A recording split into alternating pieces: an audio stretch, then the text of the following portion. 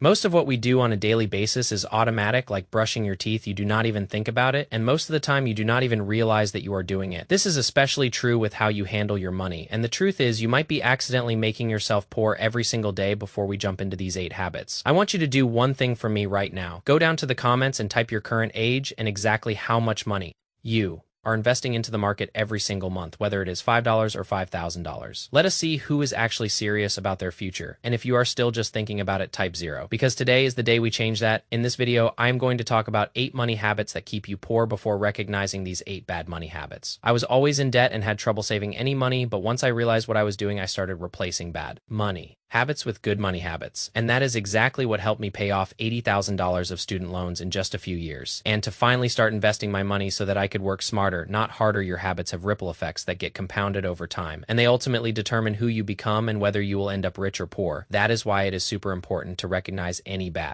money habits you have early on and replace them with good money habits. Money habit number 1 is paying yourself last. Here is what I mean by this. As soon as you get paid, you pay your rent, your phone bill, your gym membership, you go out to dinner, you buy something nice for yourself, and you are planning to save if there is any money left at the end of the month. Problem is there is never any money left to save. Sound familiar? People who get ahead and Sicily do the exact opposite. They pay themselves first. That means that before they start paying their bills, swiping their cards left and right, and giving money to everyone else and their mother, except for themselves, they put a portion of everything they make into their own pockets first, through a Roth IRA or a brokerage account. Then they pay their bills and live on what is left. They prioritize making themselves richer versus making other people richer. People who are good at saving money all understand something called Parkinson's law. So Parkinson's law is the principle that demands will always expand to consume all available resources. That is why if you have a week to finish a project, you end up taking all that time to finish it, and you are probably pretty inefficient with your time. Whereas if you have just 1 hour to finish that same project, you will be super focused and efficient and still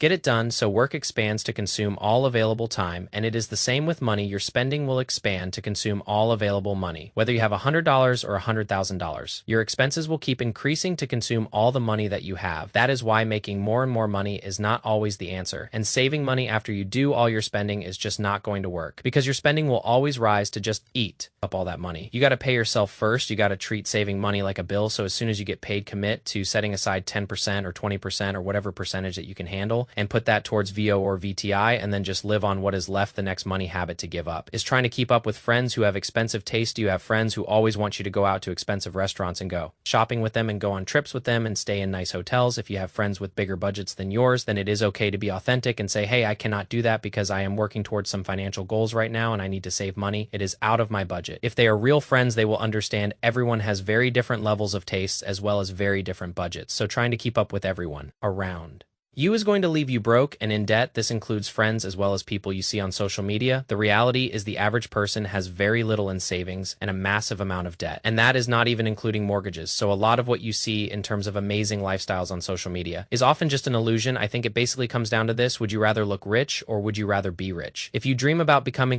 financially independent one day, you have to stop caring what everyone else thinks about you, because no one else is going to make it happen for you, but you just learn how to speak up for yourself. Don't be afraid to turn down invitations, because chances are people will respect you for having your priorities straight. The third money habit to give up is putting everything on your credit card for the cashback rewards and award miles. Now, do not get me wrong, credit cards can be tools, but oftentimes I find that people end up spending way more on their credit card than they would have spent otherwise, and that basically just cancels out all the benefits of having these credit card rewards when I am considering whether to make a purchase or not. Sometimes I find myself justifying it because I am like, hey, well, at least I will get points for it, even if I cannot actually afford it right now. Ever since I realized this pattern, I have stopped putting everything on my card, and here's what I do instead. For everyday small items, I just pay for it with my debit card or cash, but if there is anything that is $100 or more, I basically put it on my credit card to get the miles, but then I pay it off immediately, like within seconds of making the purchase on my phone. That way it forces me to only buy things I can afford to pay for in cash, while also allowing me to get those benefits before I started doing it. This way I would usually just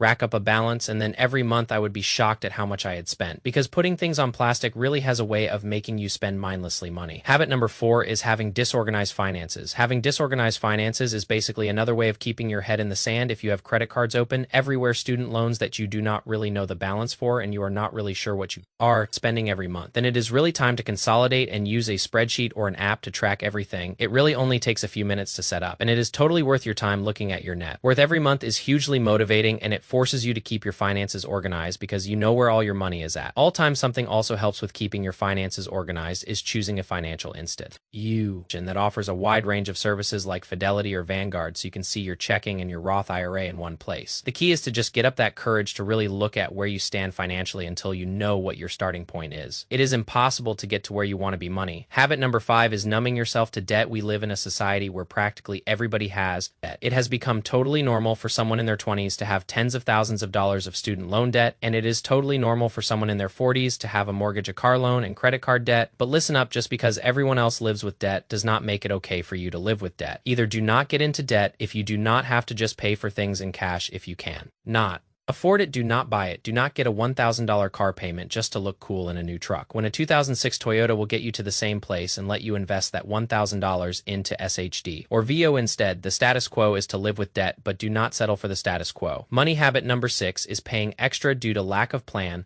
I used to be the queen of cheap $10 umbrellas because I always forgot to check the weather, and I would just end up getting caught in the rain and having to buy another one despite having multiple umbrellas at home, not planning in advance, and being caught unprepared always ends up costing you money. This could be things like having to take an expensive Uber instead of the subway or paying overdraft fees because you did not check your account balance. Even just a little bit of planning will save you tons of money. And at the end of the day, having money in the bank is what allows you to really enjoy life as much as you want. Money. Habit number 7 is paying too much in taxes. Taxes are going to be the single biggest expense in your lifetime. So why not do what you can to cut down on your tax bill, contribute to your 401k or a Roth IRA or an HSA to shelter your dividends and profits from taxes. There are a lot of ways you can start paying less taxes starting today just by using the right accounts. Bad money habit. Number 8 is putting off investing until you have more money. Putting things off like saving money and investing for the future is a very slippery slope. You might be thinking that you will start doing it one day when you have more money, but more often than not, that becomes a never-ending cycle of procrastination and excuses. There is always going to be reasons why you cannot invest, but the longer you put off investing, the harder you will have to work to get to the same level of financial freedom as someone who starts investing earlier. Someone who starts investing at age 20 can become a millionaire much easier than someone starting at 30 or 40 because they have more time for